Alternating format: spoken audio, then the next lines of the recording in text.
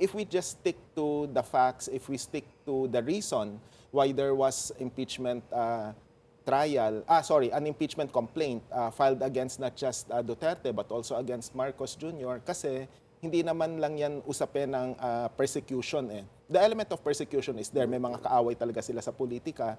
Pero sa pangkalahatan, kaya galit yung sambayanan kasi may pananagutan silang dalawa. Correct. Yes. Yung isa sa flood control scandal, yung isa sa alleged misuse and abuse of funds, particularly yung 620 plus million na confidential intelligence funds.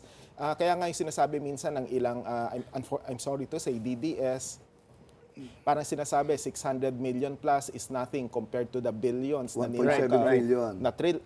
trillions pala. And of we shouldn't pesos. dismiss that. We shouldn't dismiss that kasi kahit piso lang ang ninakaw sa atin sa kaban ng bayan, malaking bagay pa rin Yes, dapat yun. Mag-ano lang ako kay Egay Erice. Egay, Apa. yan ang katwiran. Kaya dapat hindi mo sinasabing milyon lang ang ninakaw ni Sara Duterte.